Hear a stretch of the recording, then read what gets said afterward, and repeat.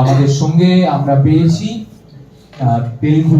Famous বই বেলঘড়িয়ার ইতিহাস সন্ধানের লেখক তন্ময় ভট্টাচার্য, তন্ময়দা।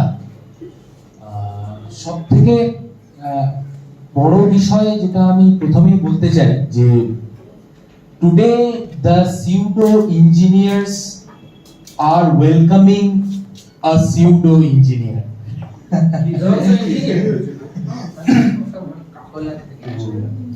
আমরা আর খুব বেশি দেরি না করে আমরা আমাদের আলোচনা থেকে এগিয়ে যাই।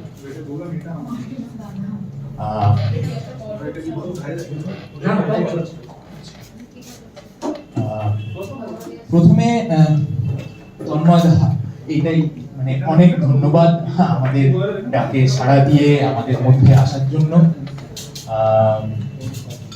আমার একটা সবার প্রথমেই আমি যেটা জানতে খুব উৎসাহী যে তন্ময়দা, তুমি বেলঘড়িয়া হাই স্কুলের স্টুডেন্ট ছিলে, আমি বেলঘড়িয়া হাই স্কুলের স্টুডেন্ট ছিলাম, সায়ন, শরদিন্দু। তো এই যেই বৈঠকটা বসেছে আমাদের চারজনের, পুরোটাই বেলঘড়িয়া হাই স্কুলের একটা ছোটখাটো রিইউনিয়ন বলা যেতে পারে। তো বেলঘড়িয়া হাই স্কুল, তারপর সেখান থেকে ইঞ্জিনিয়ারিং পড়া, তারপরে গিয়ে এসে দাঁড়িয়ে এই বেলঘড়িয়া নিয়ে যে কাজ করার ইচ্ছা, কেন বেলঘড়িয়া নিয়ে কাজ করার ইচ্ছা, কেন এই বই, তার প্রেরণা কি, এই বিষয়ে যদি তুমি বলো। এই বেলঘড়িয়ার ইতিহাস নিয়ে কাজ করার ইচ্ছার পেছনে মানে ইঞ্জিনিয়ারিং এর একটা অবদান আছে বড়। সেটা হচ্ছে একটা সময় তো আমাদের সময় তো একটা কথা খুব কমনলি শোনা যেত যে মানে ইঞ্জিনিয়ারিং করার পর রাজ্যে চাকরি বাকরি দিয়ে রাজ্যের বাইরে যেতে হবে। আমার পরিবার দীর্ঘদিন ধরেই বেলঘড়িয়ার বাসিন্দা, আমি বেলঘড়িয়াতেই আমার জন্ম, বড় হয়ে ওঠে ইত্যাদি। তারপর যখন আস্তে আস্তে কলেজ শেষ হলো তখন আমার মধ্যে চিন্তা হলো যে আমি যদি বাই এনি চান্স রাজ্যের বাইরে চলে যেতে হয়, আমি বেলঘড়িয়া ছেড়ে চলে যাব আর সবাই ফিরতে পারবো কি পারবো না, কেরিয়ার কি হবে জানি না। যে জায়গায় আমি জন্মলাম, আমি বেলঘড়িয়াকে খুব ভালোবাসতাম বেসিক্যালি, এখন সেটা ইতিহাস নিয়ে জানা যায়। আমি কি বেলঘড়িয়াকে কিছু দিয়ে যাবো না, দিয়ে যেতে পারবো না, সেই একটা চিন্তা। আর কি করা যেতে পারে, আমি বিভিন্ন জায়গায় বিভিন্ন মানুষজনের কাছে খোঁজ খবর নিয়েছিলাম যে বেলঘড়িয়ার ইতিহাস নিয়ে একটা প্রবন্ধ আছে বিভিন্ন ম্যাগাজিনের থ্রুতে, কিন্তু বই আকারে কিছু নেই, মানে তখন অব্দি ছিল না। 2015 সালের কথা, আমি তার আগে 12-13 সালে প্যারিমন লাইব্রেরি বা অন্যান্য স্কুলের লাইব্রেরির তো কিছুই নেই। তারপর জিজ্ঞাসাবাদ খোঁজ খবর করতাম, কিছুই নেই। তারপর কেসটা হলো আমার ইঞ্জিনিয়ারিং এর লাস্ট সেমিস্টার শেষ হলো, তখনও রেজাল্ট বেরোয়নি। তখন মানে হুট করেই শুরু করে দেয়া, নথিপত্র কিছুই নেই তখন। আমি এইটাও বুঝতে পারছি না যে এমন একটা বিষয় নিয়ে করেছি, এর আগে কেউ করেনি, কোনো বই নেই, প্রমাণ নেই, কিছু না। ইতিহাস বিষয়টা আমার ভালো লাগতো, কিন্তু আমি জানি না কিছু করতে পারবো কিনা, আদৌ একটা 16 পাতার বই দাঁড়াবে কিনা, কতটা তথ্য আছে কিনা জানি না। পরবর্তীকালে আমি 2019 সালে একটা পেয়েছি, 1977-78 দিকে পাতলা বই বেরিয়েছিল বেলঘড়ি ইতিহাস নিয়ে, 7 পাতার একটা বই। সে যাকে এই বিষয়টা আমার খুব পছন্দ ছিল। আমি কি করলাম, একদিন সন্ধ্যাবেলা এক বন্ধুকে নিয়ে পাকড়াও করে যে বেলঘড়িয়ার 5টা পুরানো মন্দির ঘুরে দেখি। একটা সন্ধ্যাবেলা 7টার সময় হেঁটে 2 বন্ধু বেরিয়ে পড়লো। মানে সেটাই আমার বলা যায় ফিল্ড ওয়ার্কের প্রথম কাজ। 2 বন্ধু মিলে 5খানা পুরানো, প্রায় 200-250-300 বছরের পুরানো 5টা মন্দির বেলঘড়িয়াতেই। বেলঘড়িয়াতে 250 বছর পুরনো মন্দির রয়েছে 5টা। হ্যাঁ, আমি তোমায় বলেও দিচ্ছি। সবচেয়ে পুরনো যেটা বলতে পারো সেটা হচ্ছে প্রায় 500 বছর আগে, যদিও বর্তমান কনস্ট্রাকশন তা না, এটা অনেক পরে। ওখানে মন্দির ছিল যে পঞ্চতলা।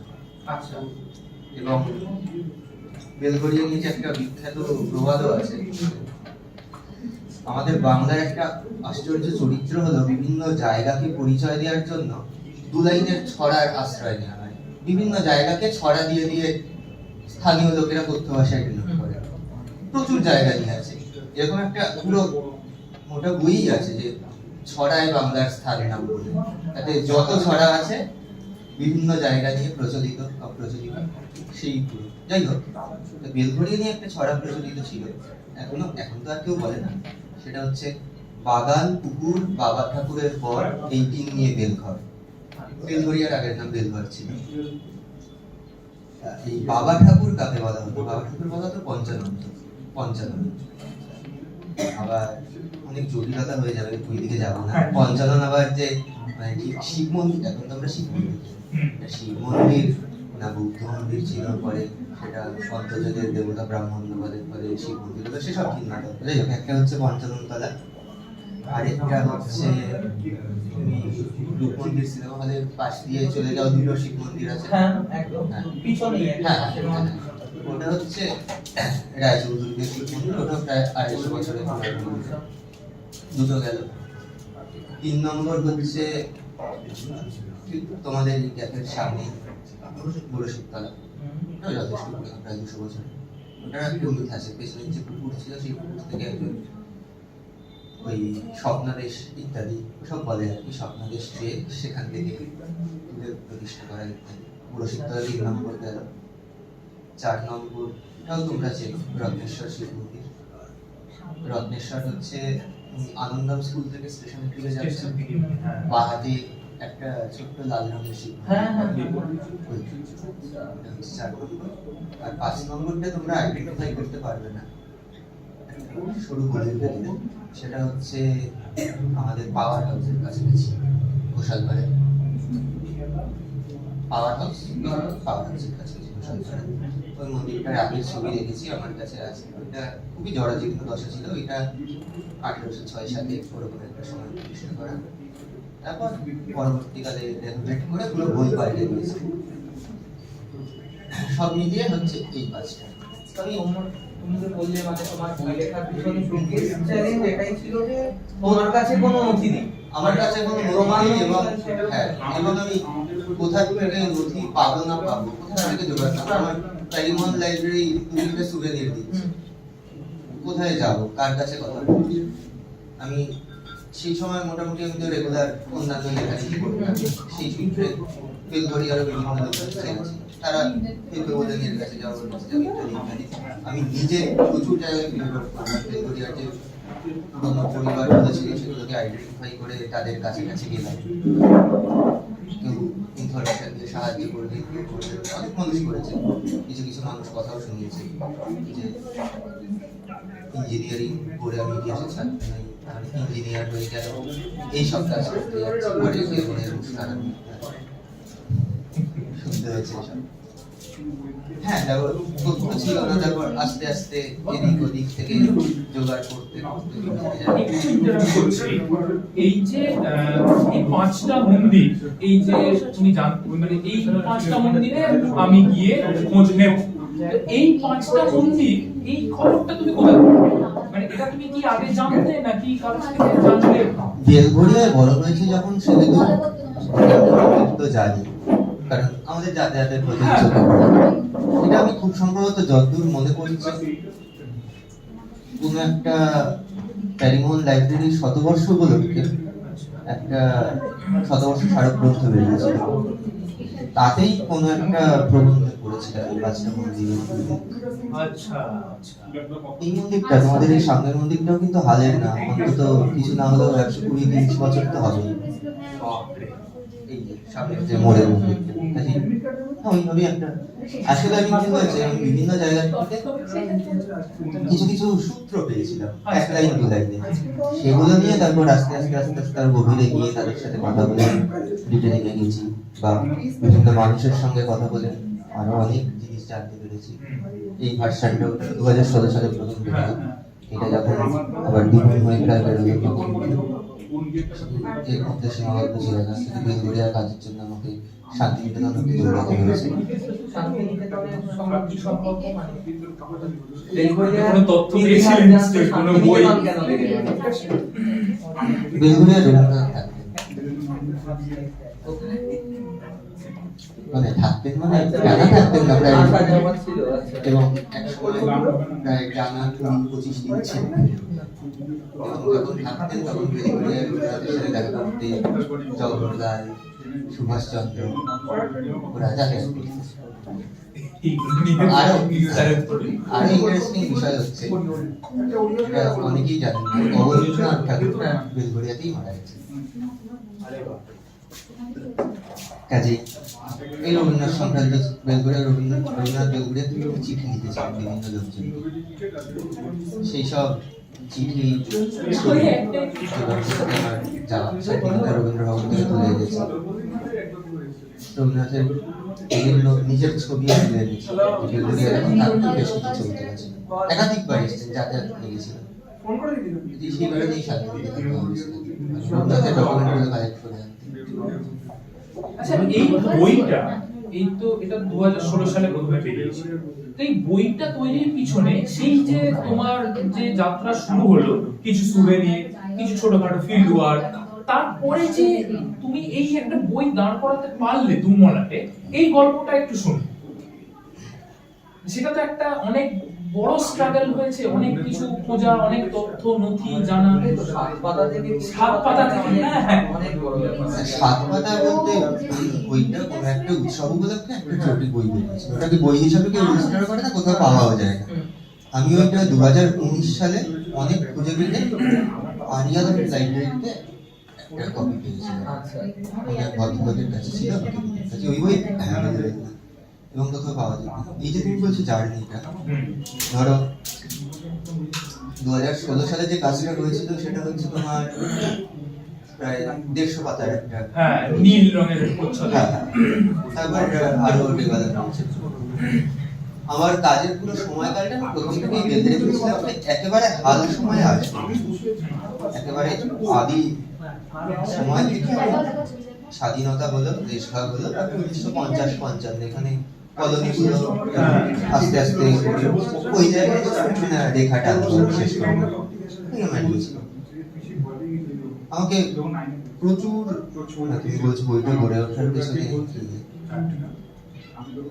একটা কথা তো স্বীকার করতেই হবে, আমাদের যারা ব্যাচমেট, মানে আমাদের স্কুলের যারা ব্যাচমেট আমাদের ইয়ারে, তাদের প্রচুর সাহায্য করেছি। তখন অবসর পেলে বা ছুটি পেলেই সকালে সন্ধ্যায় বা ছুটির দিনে দুপুরবেলায় আমরা সাইকেল নিয়ে বেরিয়ে যেতাম বন্ধুরা। আমি হয়তো কথোপকথন চালাচ্ছি কারোর সাথে, তারা ছবি তুলছে, ডকুমেন্টেশন করছে। আমরা সেই সময় এমন অনেক জিনিসপত্র ডকুমেন্টেশন করে ছবি তুলি। তখন তো ধরো 2015-এ আমাদেরও কম বয়স, আজকের মতো ক্যামেরা অত ঝকঝকেও ছিল না, তার মধ্যেও যতটা পেরেছিলাম তুলে রেখেছিলাম। এই বন্ধু বান্ধবদের অবশ্যই আমার ব্যাচমেটদের প্রচুর সাহায্য পেয়েছি। তারপর তারা না থাকলে বেসিক্যালি তারা বলতে পারো তারা ফোর্স করেছে অনেক, বাদ বাকি কাজটা করেছে। তারপর প্রচুর মানুষের সাথে কথাবার্তা, তাদের সাথে দেখা সাক্ষাৎ, তাদের বাড়িতে বারবার যাওয়া, এক একদিন এক একটা তথ্য আনা, কিছু মিথ সেগুলো অন্য জায়গা থেকে যাচিয়ে নেওয়া, এরকম করে করে করে করে ধাপে ধাপে ধাপে ধাপে লিখতে লিখতে আস্তে আস্তে যত তথ্য পাচ্ছি তত বুঝতে পারছি যে কোন বিষয়টা নিয়ে কাজ করা যেতে পারে বা না যেতে পারে। প্রথমে যখন বুঝলাম যে এটা নিছক 10-12 পাতায় ফুরিয়ে যাওয়ার বিষয় না, অন্তত 50 পাতা অব্দি যেতে পারবো, কনফিডেন্সটা এলো, তখন আমি লেখাটা শুরু করলাম। কতদিন তোমার ধরে বইটা লিখে চলা, কতদিনের এটা পরিশ্রম? মানে যদি সিরিয়াস কাজ বলি সেটা মোটামুটি ধরো, মানে প্রথম ভাষা 16 সালে যখন বেরোলো 9-10 মাস। 9-10 মাস টানা শুধু বেলঘরিয়ার দিকে নিয়ে সন্ধান চালিয়ে গেছো। হ্যাঁ, তারপর তো পরে যখন এটা বেরোলো, এটারও মানে এটা প্রায় ডবল নয়, অনেক ডকুমেন্ট হয়েছে যেগুলো ছিল না এখানে। পরিশিষ্ট অংশে বেলঘরিয়ার কোনো মানুষের লেখা প্রথম উপন্যাস, সুভাষচন্দ্রের চিঠি, এখন বিষয় হচ্ছে আবার এই কেসটা অন্যরকম। এটা হচ্ছে 2019 সালে যে রজেক্টটা কাজ করেছি, করার পরে যা হয় ফেলে রেখেছিলাম 2 বছর, তারপর আবার 21 সালের গোড়ায় গাছ হারা দিয়ে মোটামুটি বলতে পারো টানা জার্নি, কারণ এই মাঝে 3 বছর যে কাজ করেছি তাতেও তো মানুষের সঙ্গে ইন্টারাকশন হচ্ছে, কিছু পাচ্ছি যাচ্ছি। এবং আমার এখন এসে মনে হয় যে এই যে সময় একটা কাট অফ যদি ধরি 1950-55, আঞ্চলিক ইতিহাস কখনোই তো পুরো শেষ হয় না, এরপরেও কিছু না কিছু থেকেই যায়, বাদ থেকেই যায়। কিন্তু আমার মনে হয় আমি যখন কাজগুলো করেছিলাম এমন অনেক মানুষ বেঁচে ছিলেন। 2015 সালে করেছিলাম, তাদের 80, 85, 85 বছর বয়স, 90, 94 বছর বয়স এমন মানুষের সাথেও দেখা হয়েছে। তাদের 90% কি চলে গেছে এই 2021 দাঁড়িয়ে, আর কেউ নেই। আমি যদি এই কাজটা 90s করতাম আরো বেশি সুবিধা পেতাম, আরো বেশি মানুষ ছিলেন যারা ইন্ডিপেন্ডেন্সের সময়টা দেখেছে। তাও কিছু কিছু মানুষকে পেয়েছি। আমি এই জিনিসটা সেন্স করতে পেরেছিলাম যে আমি যদি কাজটা ফেলে রাখি, এটাও আরেকটা কাজটা করার কারণ। যে আমি 2015 যখন করছি তখন 80, 82, 85 বছর যারা ধরো 1920, 25, 30, 35 ওই সময়টায় জন্মেছে। আমি সেই রিসোর্সেস গুলো হারিয়ে ফেলবে তেমন করেছি, কিন্তু আমি যদি কাজটা না করি, এই কাজটা যদি 2030-এ গিয়ে করে কাউকেই পাবে না। তারা যে লোকজনদের পাবে তারা হয়তো 1960, 70, 80 এই সময়কার ইতিহাস। কাজেই ভবিষ্যতে কেউ একজন করবে, সেটা করে যদি ফেলে রাখতাম তাহলে বোধ হয় এই জিনিসটা আর হতো না, হারিয়ে যেত অনেক কিছু।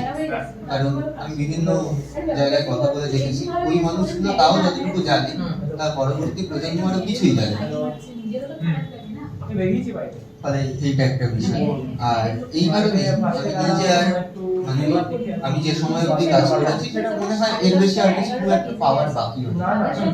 যদি আমি বলি কতটা টাইম স্প্যান 250 পর্যন্ত, তারপরে যে কাজটা করার সেটা চাইলে কোনো মানুষ গিয়ে 2030-এ করতে পারে। শুরুটা টাইম স্প্যান শুরুটা কখন থেকে? সেই মঙ্গল কাব্য থেকে। এটা তো বলা মুশকিল। সেইভাবে ভূগোল বলতে গেলে বলতে হয় যখন গাঙ্গেয় বদ্বীপ তৈরি হচ্ছে। হ্যাঁ হ্যাঁ, বেসিক্যালি তাই। যারা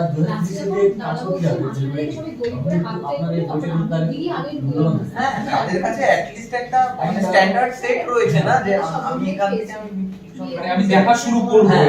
এবং আমাকে বহু মানুষ বলেছেন যে এইখানে ছেড়ে না দিয়ে আমি পরে যাই, মানে যে পরে যদি আমি চাই পরে একটু এগিয়ে আসি। কারণ আমি নিজে ব্যক্তিগতভাবে আমার তো শুধু বেলঘড়ি ইতিহাস না, আমার অন্যান্য লেখালেখি আছে, আমি অন্যান্য অনেক কাজই করি।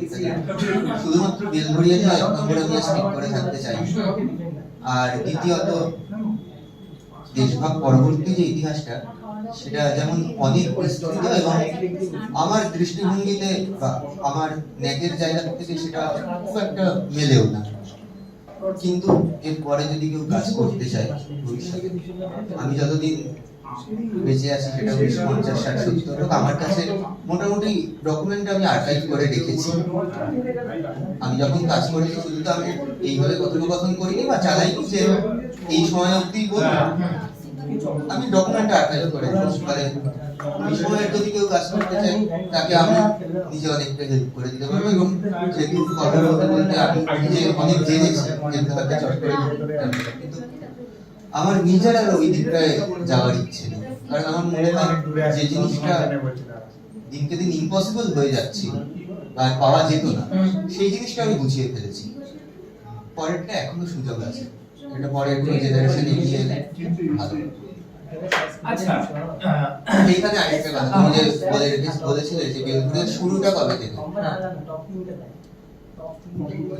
বেলঘড়িয়া জায়গাটার নাম যে বেলঘড়িয়া সেটা ছিল না 250 বছর আগে। কাজেই যদি বলো শুধুমাত্র বেলঘড়িয়ার শুরু কবে থেকে সেইটা একটা প্রশ্ন হয়ে যায়। আর যদি বলে এই জায়গায় জনবসতি বা মানুষদের আগে ইস্যু ছিল, স্কুলের একটা পত্রিকা বার হতো অন্বেষা বলে, একটা বাৎসরিক পত্রিকা বের হতো। সেই আমরা যখন 8 বা 9 এ পড়ি, মানে ধরো 2006-7 সালে অন্বেষার একটা স্পেশাল ইস্যু বেরোলো, তাতে শেষের দিকে রিসার্চ করে বেলগুড়িয়ার ইতিহাসের ধাপে ধাপে ধাপে ধাপে বিবর্তন ছিল। সেই রিসার্চ গুলো করেছিলেন বাসববাবু, শান্তনুবাবু, সজলবাবু। সেটার থেকে যে আমি খুব তথ্য পেয়েছি তা না, কিন্তু স্কুলের রেজিস্টার্ড স্কুল একটা কাজ করেছিল, করার চেষ্টা করেছিল, এবং তাতে স্কুলের বিভিন্ন স্যারদের গ্রুপ ফটো, তারপর ভবেশ পান্ডে বলে স্কুলের একজন আইকনিক স্যার ছিলেন, আচ্ছা 60s 68 বা 69 সালে বোধহয় মারা যান, ভবেশ বাবুর ছবি ইত্যাদি। এবং বলা হয় মানে আমার বাবারা যখন হাই স্কুলে পড়তেন তখন ওরা আমাকে ভবেশ বাবুকে পেয়েছিলেন। তা যেটা বলা হয় যে ভবেশ বাবু স্কুলটাকে মানে ছড়িয়ে ছিটিয়ে দেবে, একটা স্কুলকে একটা পথ দেখালো, নিয়ম দেখালো, সেটা ভবেশ বাবু করেছিলেন, ভবেশ চন্দ্র পান্ডে।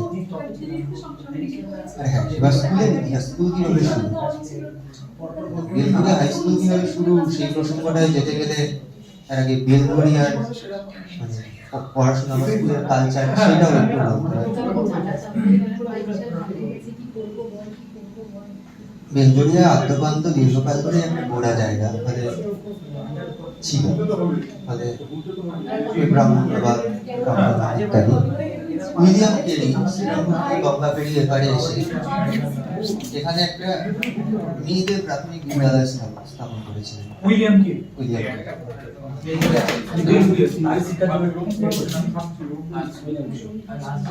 ওটার পজিশন ছিল তোমার আনন্দমের আশেপাশে। তারপর সেই স্কুল স্থাপন করেছে, তো স্কুল 2-3 বছর উঠেও যায়, কারণ গ্রামবাসীরা মেয়েদের স্কুল প্লাস অন্য ধর্মের লোকরা করছে। তারপর বেলঘড়িয়া টোল তো ছিল, সংস্কৃত টোল ইত্যাদি।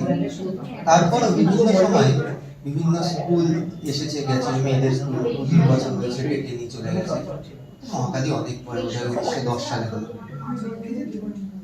তারপর 1872 সালে যেটা হলো, গ্রামেরই কিছু মানুষ বেলঘড়িয়ার জমিদার গাঙ্গুলিদের ঠাকুর দালানে স্কুল প্রতিষ্ঠা করে। ঠাকুর দালান ধ্বংসাবশেষ এখনো আছে এবং সেই ছবি বইও আছে।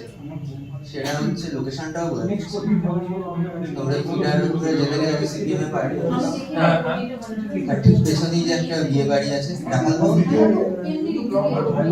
সিপিএম এর পার্টি অফিসের পাশে যে বিয়ে বাড়ি আছে,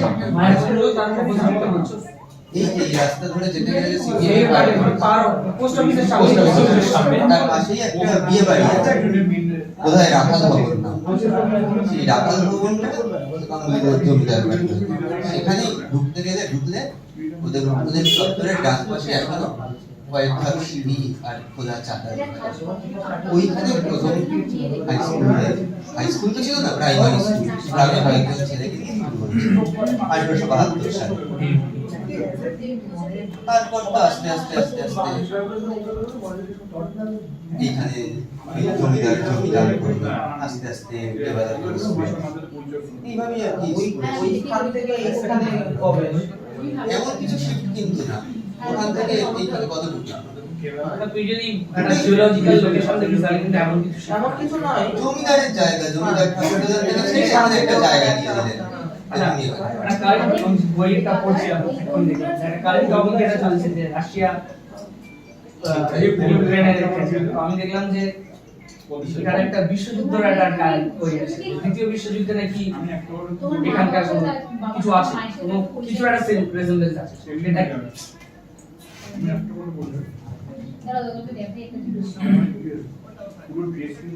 অনেকে বললে চমকে যাবে, বেলঘড়িয়া বোমা ধরেছিল জাপানিদের। হ্যাঁ আমি সেটাও ইনফ্যাক্ট বইটা থেকে আমি পড়ছি, বেলঘড়িয়া জাপানিদের বোমা ধরেছিল। এটার কোথাও আমি লিখিত বেলঘড়িয়াতেই যে বোমা করেছিল ডকুমেন্টেড তথ্য পাইনি, কিন্তু যে সময় যারা জীবিত ছিলেন, যাদের 12-13-14-15 বছর বয়স, তাদের প্রচুর মানুষের সাথে কথা বলেছি, তারা সাক্ষ্য দিয়েছেন হ্যাঁ করেছিলেন। এবং আরো ইন্টারেস্টিং হচ্ছে, এই বইটা তো বেরোবে ডিসেম্বরের একেবারে শেষে। এই বইটা বেরিয়ে যাওয়ার পর এক ভদ্রলোক আমাকে ফেসবুকে আমাকে জানালেন, কনফার্ম করলেন মানে আমি আগেই জানতাম, মানে বিভিন্ন লোকের ভদ্রলোক বললেন যে জানো যখন বোমা পড়েছিল আমাদের বাড়ির জানলায় স্প্রিংটার ছিটকে ছেলে গেছিল, সেই টুকরো রেখে দিয়েছি বলে সেই টুকরো ছবি আমাকে পাঠায়। তাছাড়াও মানে শুধু এইটুকুই না বিশ্বযুদ্ধ, এখানে তো বেলগড়িয়ায় আমেরিকান আর্মিদের ক্যাম্প ছিল। আচ্ছা আমেরিকান আর্মিরা পুরো দাপিয়ে বেড়াতে বেলগড়িয়া 1944-45-46 সালে। মানে ওদের আমাদের প্রতি নজরটা কি এত মনীষীদের যাতায়াত আনাগোনা এই কারণেই কি নাকি মানে হঠাৎ এই যে লাইন বেরোলেই 4 নম্বর প্ল্যাটফর্মের পেছনে রাইফেল রেঞ্জ রোড, সেটার কারণ বিশ্বযুদ্ধের না, তার কারণ বেলগড়িয়া একটা টার্গেট প্র্যাকটিসের জায়গা ছিল, চাঁদমারি যাকে বলা হয়, যাতে সেটা দ্বিতীয় বিশ্বযুদ্ধের সঙ্গে সম্পর্কিত না। ওখানে হ্যাঁ মানে ইংরেজরা এখানে সৈন্যদের টার্গেট শেখাতো। চাঁদমারি বলে একটা বিশাল জায়গা, সেই চাঁদমারিটা হচ্ছে এখন জ্যোতির্দাস। ওই চাঁদমারির জায়গাটাকে কলোনি ক্যাপচার করে জ্যোতির্দাস তৈরি হয়। আর তাছাড়া ওই বিভাগ পুরো জ্যোতির্দাস জাপানিজদের বোমা ফেলার মেইন কারণ হচ্ছে যে সেটা একটা ছিল, প্লাস ওখানে বিভাগ ক্যাম্প ছিল, ওখানে অ্যান্টি এয়ারক্রাফট একটা শেল বসানো ছিল, যেটা হচ্ছে যে যদি প্লেন দেখা যায় তাহলে গুলি করে নেওয়া হবে, সেইটাকে অকেজো করার জন্য একটা টার্গেট। আর এখানে ইংরেজদের বা আমেরিকানদের রেডিওরও কিছু একটা ব্যাপার ছিল, ট্রান্সমিশন করছে, সেটাকে বিকল করার জন্য তাহলে এখানে বোমা ফেলা হয়েছিল। আমেরিকান সৈন্যরা রীতিমতো যাতায়াত করতো। আমি এমন অনেক লোকের সাথে কথা বলেছি যারা বলছে যে আমেরিকানরা তো যাতায়াত করার সময় বাচ্চাদের দেখতে টফি দিত, লজেন্স কেটে দিত, খেলনা দিত, এবং অনেক নিগ্রো আমেরিকানরাও ছিল, তারা বলতো ওরকম দর্শকের চেহারা দেখে আমরা ভয় পেয়ে পালিয়ে যেতাম। তারপর আমেরিকানরা এখন চলে গেল বিশ্বযুদ্ধের পরে, বেলগড়িয়ার বিভিন্ন পুকুরে তাদের অবহেলিত জিনিসপত্র ডাম্প করে ফেলে দিয়ে চলে গেল, এরকম গল্প চলছে। যখন তুমি বললে কথাটা আবার সে তোমার বইতে একটা নদী উল্লেখ আছে, রাইট? একটা নদী উল্লেখ আছে, শোনাই না? এটা একটা অনুমান, নিজেই লিখেছি এটা একটা অনুমান। আচ্ছা, এই অনুমানটা কি তুমি কোথায় আসলে তোমার অনুমানটা কোথায় আসে যে বেলগড়িয়া নদী ছিল?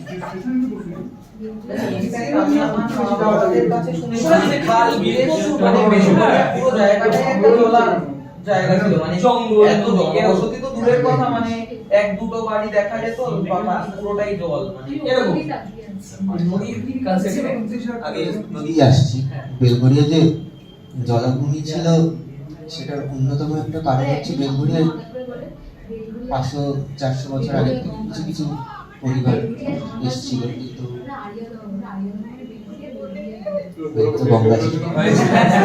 এইটাই আলোচনা হচ্ছে, এইটাই আলোচনা হচ্ছে। So you can listen this. এটাই আলোচনা হচ্ছে। ঠিক আছে। না, বেলগড়িয়ায় গঙ্গা অন্তত 500 বছর আগে অব্দিও ছিল না, এবং গঙ্গা ছিল না, কখনোই ছিল না। আগে কথা বলছিল বেলগড়িয়ায় গঙ্গা ছিল না, চৈতন্যদেবের আমলেও ছিল না। 600-700 বছর আগে, এখন তুমি যদি 2000 বছর আগে গঙ্গা গতিপথ দিয়ে বিপ্লব দিয়ে যেত কিনা সেটা জানি না, কিন্তু যতদূর রেকর্ড পাওয়া যায় আমার 1400-1500 খ্রিস্টাব্দে অব্দি বেলগড়িয়া নামই ছিল না, কিন্তু থাকলেও গঙ্গা ছিল না। বেলগড়িয়ার যোগাযোগের অন্যতম জায়গা যেটা ছিল সেটা হচ্ছে দেতে খাল। দেতে খাল কি এখনো আছে? দেতে খাল তোমরা শুনলেই আইডেন্টিফাই করতে পারবে। চালাও পাঞ্চি বেলগড়িয়া বলে একটা প্রবাদ আছে, সবাই শুনেছো, বাংলার বিখ্যাত প্রবাদ চালাও পাঞ্চি বেলগড়িয়া। গঙ্গার সঙ্গে দেতে খাল কানেক্ট। দেতে খাল হচ্ছে তোমার এল লাইনে তুমি জাস্ট নীলগঞ্জ রোড দিয়ে বা বিপি রোড দিয়ে ডাক্তারের দিকে যাচ্ছ, এল লাইন, সেখানেই দেখবে একটা পাশ দিয়ে একটা খাল চলে গেছে। ওই কিডস হ্যাঁ, একটা গন্ধ বেরোয়, যেখানে বেলগড়িয়ার একসময় প্রধান যাতায়াতের ইয়ে ছিল, ওটা গঙ্গার সাথে গাড়ি দাঁড়িয়ে থেকে, আর ওদিকে গিয়ে পড়ছে তোমার চালাও পাঞ্চি বেলগড়িয়া, সেটা হচ্ছে কলকাতা, এই বেলগড়িয়া, দমদম, বরানগর, আগরপাড়া এইসব জায়গায় প্রচুর বাগান বাড়ি ছিল। কলকাতার আউটস্কার্টে প্রচুর বাগান বাড়ি ছিল, লোকজন আসতো এখানে ঘুরতে করতো ইত্যাদি। তারা কি কথা আসতো, তারা গঙ্গা অব্দি এসে তারপর বেঁধে খালি দিয়ে এখানে আসতো। বেলগড়িয়ার যোগাযোগের অন্যতম মাধ্যম ছিল এই বেঁধে খালি, এবং আজ থেকে 80 বছর আগেও রীতিমতো ব্যবহার হতো। সবজি ফবজি বেঁধে খালি দিয়ে আসতো, গঙ্গার জোয়ার ভাটাকে স্নান করতো। বেঁধে খালির প্রথম সর্বনাশটা হয় 1930-32 সালে, যখন তোমার সিসিআর ব্রিজটা তৈরি হলো। আমি যখন ট্রেনে করে বেলগড়িয়া থেকে দমদমে যাচ্ছি, আমাদের সিসিআর ব্রিজটা পেরোনোর কয়েক গজ পরেই দেখতে পাবে বেঁধে খালটা আছে। ওটা প্রথম মানে খালটা নষ্ট হলো আর কি। সে যাই হোক, এখন শুনেছি আরিয়ালের দিকে অনেক নিচে রয়েছে। বেলগড়িয়া রীতিমতো এই L9 বা এই জায়গাটা 3-3.5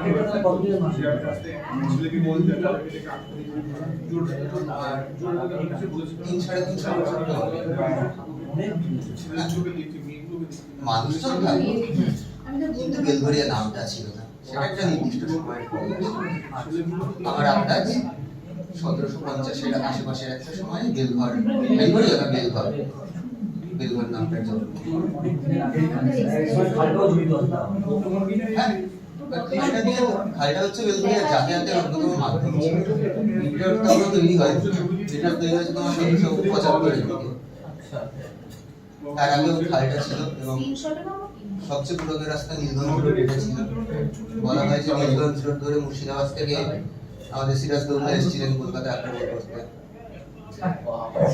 হ্যাঁ, মানে নীলগঞ্জ রোডটা বিটি রোডের থেকে অনেক পুরোনো, মানে ওটাই মেইন মাধ্যম, তখন ওটাই ছিল। নীলগঞ্জ রোড তো নাম হয়েছে ব্যারাকপুরের নীলগঞ্জ বলে একটা জায়গা, সেখানে নীল চাষ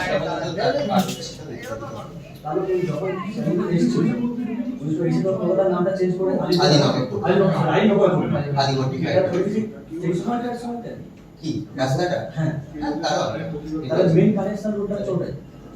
বেলগড়িয়া প্রধান রাস্তা ওইটা ছিল, আর ছিল ওয়েটনিংতা রোড আমার বাড়ির সামনে। ওয়েটনিংতা রোড তোমার ওই নিমতার থেকে আরিয়ালের বাড়ির সামনে ওয়েটনিংতা রোড, 2 নম্বর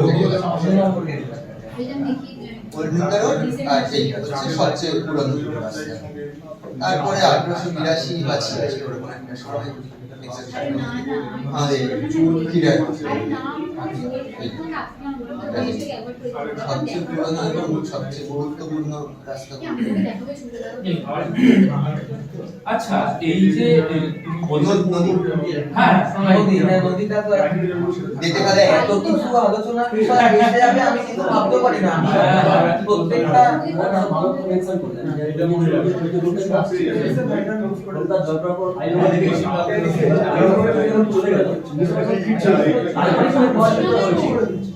ওইটা 1756 সালে সিরাজ এসেছিল, কলকাতা জয় করেছিল। 57 সালে পলাশী সিরাজ বরানগর না বাগবাজার, সম্ভবত বাগবাজারের কাছে ক্যাম্প করেছিল। তারপরে এখানে সৈন্যরা থাকতো, তারপরে এখান থেকে যাওয়া। হ্যাঁ, সোনাইমুড়ি। বেতেখালটার প্রসঙ্গে এই কারণেই ঢুকলাম, কারণ বেতেখালটা প্রামাণ্য একটা খাল বেলগড়িয়ার যাতায়াত। আর সোনাই নদী প্রপার বেলগড়িয়া বলবে কিনা জানি না, কিন্তু বেলগড়িয়ার পূর্ব দিক দিয়ে যাওয়া ছিল। নিমতায় এখনো নদীকুল বলে একটা জায়গা আছে। নদীকুল, হ্যাঁ রাস্তা আছে, নদীকুল রোড রাস্তা আছে। নদীকুল নামটা কি করে এলো, যদি নদী না প্রাচীন লোকেরা বলে নদীকুলের।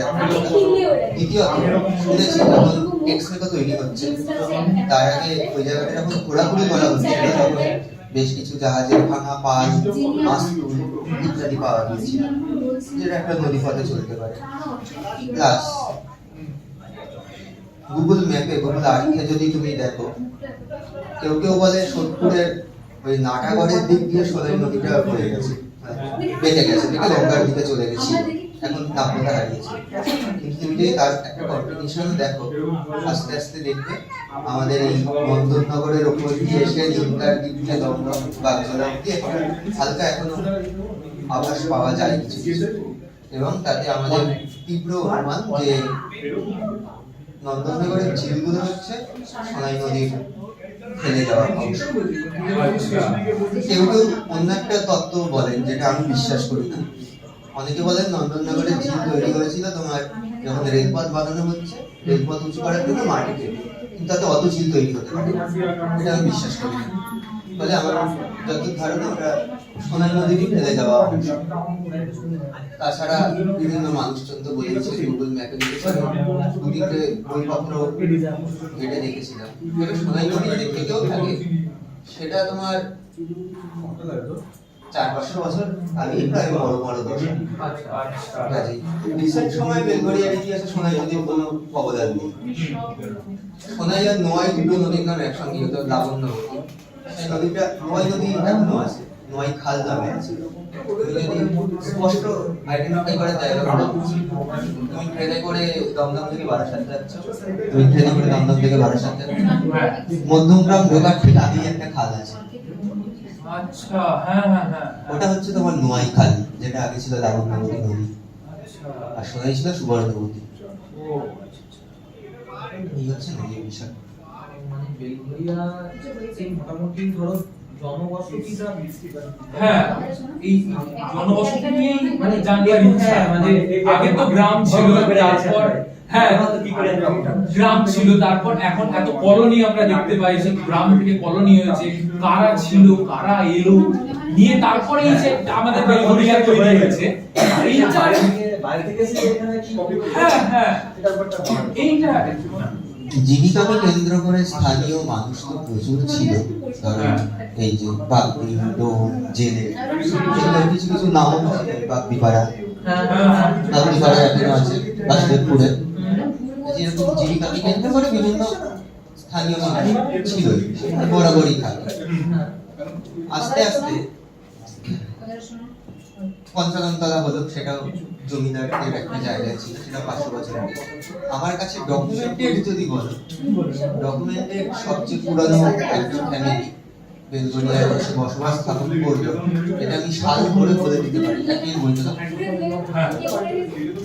আচ্ছা ঠিক এইটা হ্যাঁ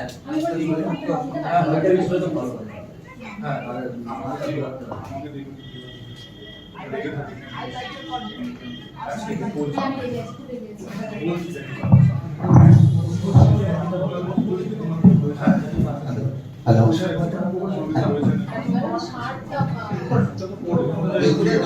ছিল আরো আছে, আর আগের থেকেই ছিল। এই যে হঠাৎ করে কেউ একজন বাইরের থেকে বেলঘরিয়ায় আসবেই কেন, আমি ডকুমেন্টেড, আমি তথ্য পেয়েছি তার পরিবার থেকে সাল সব, সেটা হচ্ছে 1575 সাল। 1575 সেই সময় মিত্র পরিবার বেলঘরিয়ায় আসে। তার আগেও অনেক পরিবারই ছিল, অস্বীকার করার জায়গা নেই, কিন্তু তারা কবে এসেছে আমি পার্টিকুলারলি বলতে পারবো না। আমার কাছে এমন বংশরতিকা আছে 10 পুরুষ 12 পুরুষ, তারা হয়তো আরো আগের থেকে ছিল। সাল যদি বলো 1575-এ বাইরের থেকে এসে বেলঘরিয়ায় বসবাস স্থাপন করলো মিত্ররা। কোথায় বসবাস স্থাপন করলো? আনন্দনগরের আশেপাশে, ওই জায়গাটায় প্রচুর মিত্র। তখন কিন্তু বেলঘরিয়া নাম ছিল না, আবার বলছি, তখন পুরো জায়গাটা নিমতা বলেই পরিচিত ছিল। নিমতা। তার আগে নিমতায় নিত্যানন্দ বা চৈতন্যের যে সহচর নিত্যানন্দ, তারা ধর্ম প্রচার করতে আসছেন। তাহলে কিছু কিছু মানুষ ছিলই, না থাকলে এখানে কেন আসবে? আরিয়াদহ ততদিনে অত্যন্ত একটা বর্ধিষ্ণু জনপদ, বিখ্যাত জনপদ। আমাদের বেলঘরিয়ার আশেপাশের যে জায়গাগুলো, সেগুলো মোটামুটি 1486 থেকে 1533 স্পেসিফিক টাইম বলে দিলাম, কারণ এটা চৈতন্যের জীবনকাল। 1486-তে জন্ম, 1563-এ অন্তর্ধান বা মৃত্যু। এই সময়ের মধ্যে চৈতন্যর আদেশে নীলাচল থেকে নিত্যানন্দ এখানে চলে এলেন, তারপর ধর্ম প্রচার করলেন। সেই সময় এই জায়গাগুলো রীতিমতো যে বর্তমান ছিল এবং মানুষজন ছিল, সেই কারণেই চৈতন্য আদেশে নিত্যানন্দ এখানে ধর্ম প্রচার করেছিলেন। আশেপাশের জায়গাগুলো তখন ছিল নিজের নামেই ছিল, হারিয়াদাও ছিল, খর্দা ছিল, আদরপাড়া ছিল, বরানগর ছিল, নিমতা ছিল, ইত্যাদি ছিল।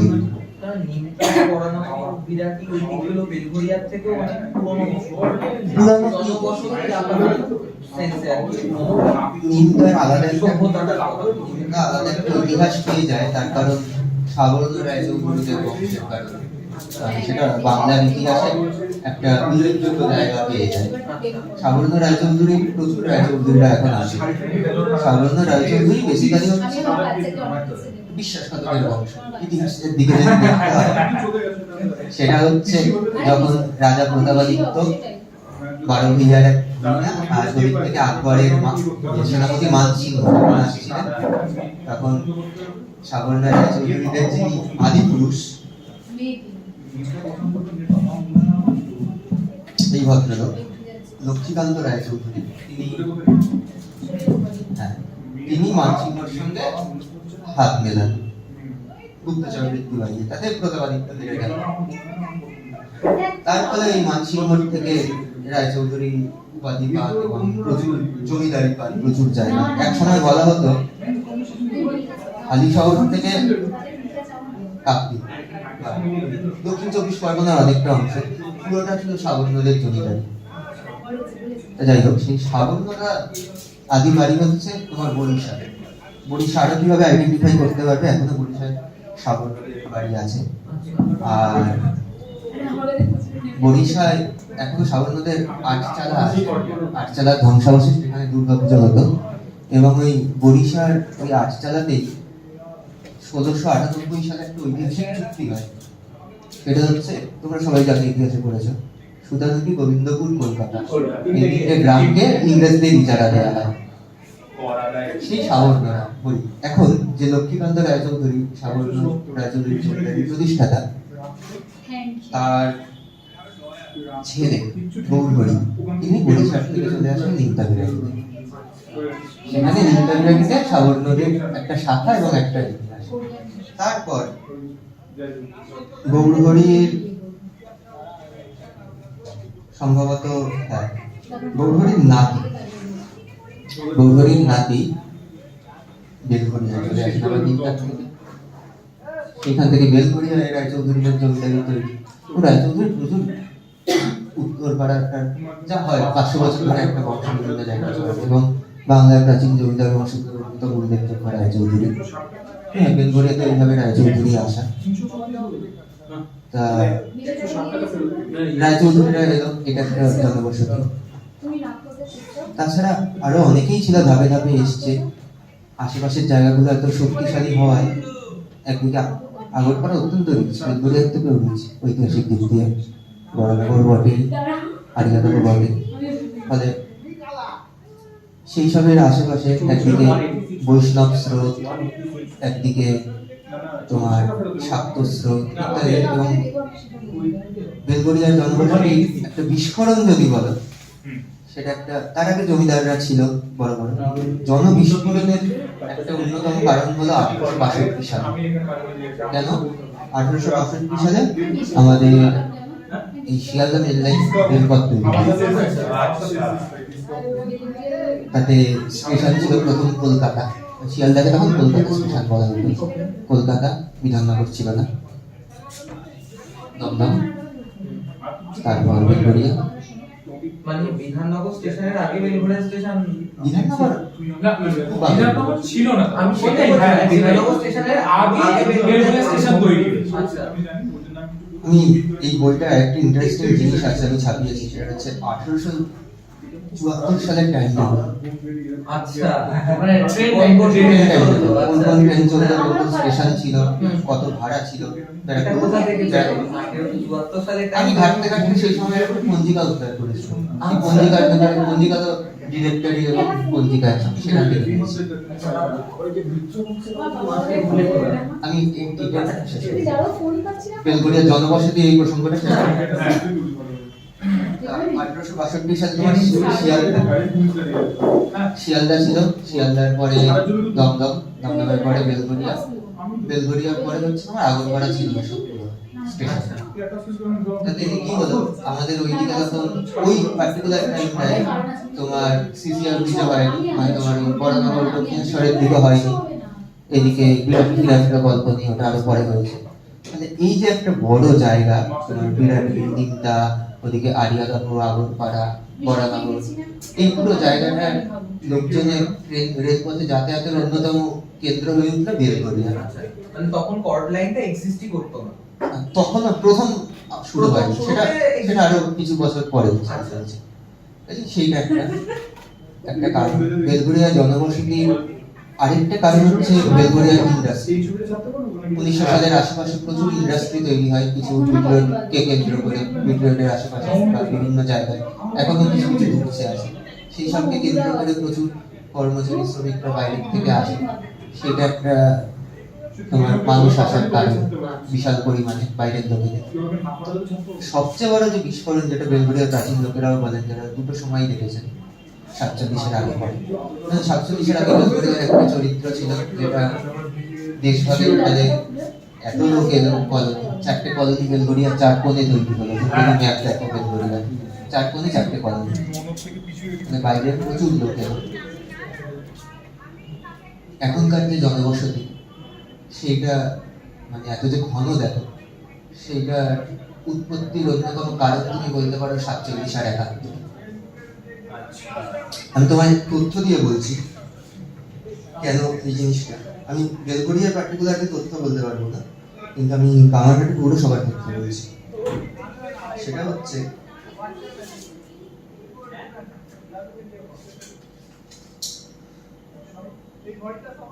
1941 সালে পুরো কামারহাটি পৌরসভার জনবসতি ছিল 42,000 প্লাস মাইনাস। পরের সংখ্যাগুলো বলছি, 42,000। আমি আগে যাবে। কামারহাটি পৌরসভা 1899 প্রতিষ্ঠা। 1901 সালে কামারহাটির জনসংখ্যা ছিল 13,000 সামথিং। যাকে 1911 সালে সেটা বেড়ে গেল 18,000 সামথিং, 1921-এ 30,000, 1931-এ 30,000, 1941-এ 42,000।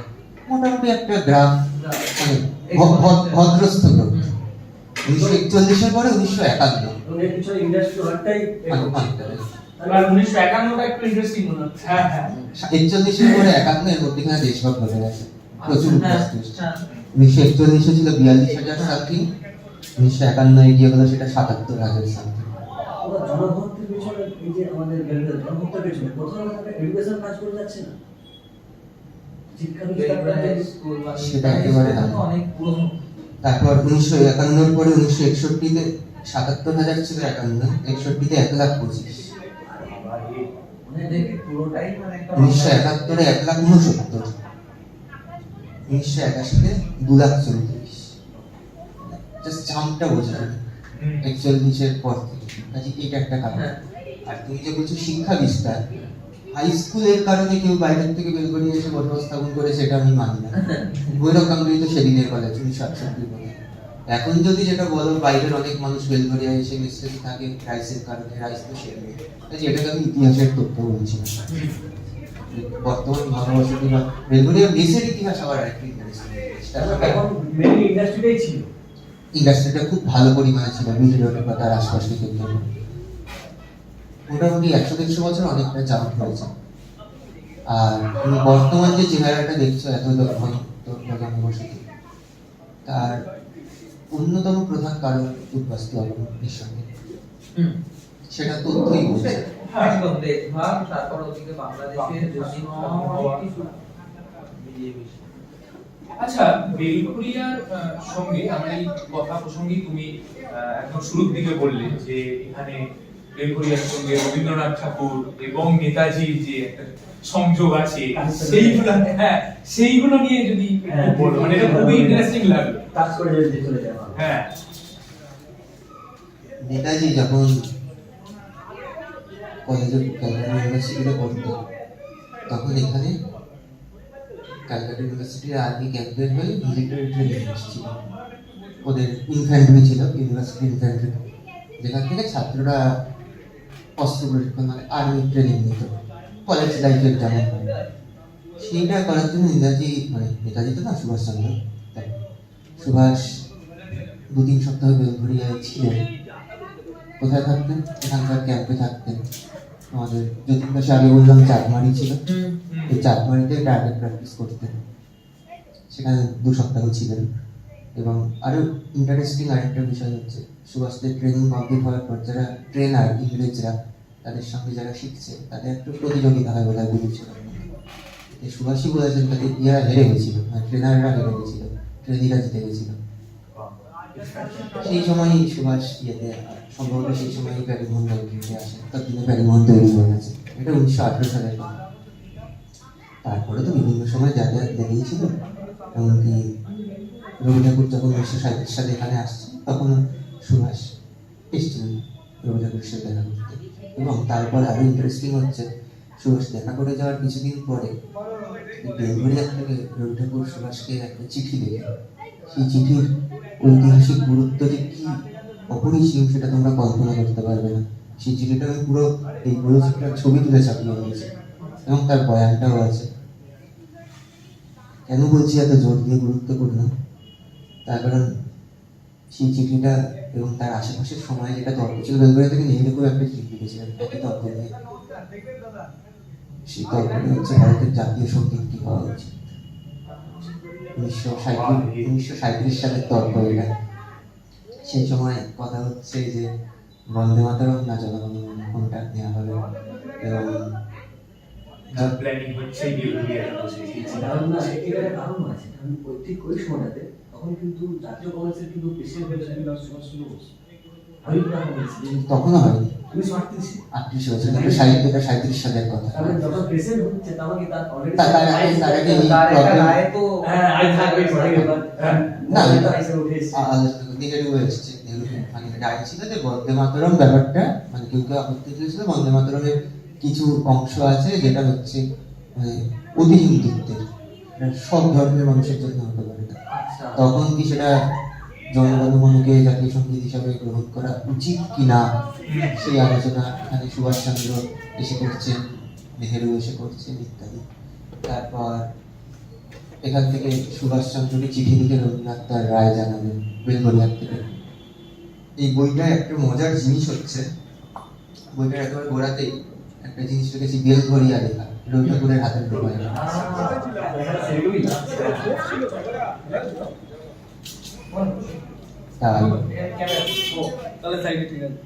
রবি ঠাকুর ছিলেন এখানে। তারপরেও বিভিন্ন সময় রবি ঠাকুর এসেছেন এবং বেলঘরিয়া থাকাকালীন অনেক ছবি টবিও রেখেছেন, যেগুলো নিয়ে পরে শান্তিনিকেতনে প্রদর্শনী হয়েছিল। এই আর কি। তারপর রবি ঠাকুর 1940 সাল পর্যন্ত এখানে এসেছেন বেলঘরিয়া। 1941 সালে উনি মারা গেলেন। রবি ঠাকুর যে বাড়িতে থাকতেন সেটা ছিল প্রশান্ত চন্দ্র মহলানবিশের বাড়ি। কে প্রশান্ত চন্দ্র মহলানবিশ? ISI স্ট্যাটিস্টিক্সের জনক ভারতে বলা হয়। সেই বাড়িতে ভাড়া নিয়ে প্রশান্ত চন্দ্ররা চলে গেলেন। সেখান থেকে ISI এর ভেতরের একটা বাড়ি, সেটা নিজেদের বাড়ি বানিয়ে চলে গেলেন। এই বাড়িটা ভাড়া নিয়ে এদের অবনীন্দ্রনাথ ঠাকুর থাকতেন। জোড়াসাঁকো ঠাকুর বাড়ি ছেড়ে অবনীন্দ্রনাথ ঠাকুর তার পরিবার নিয়ে এখানে এলেন এবং 1971 সালে এই বাড়িতেই মারা গেলেন।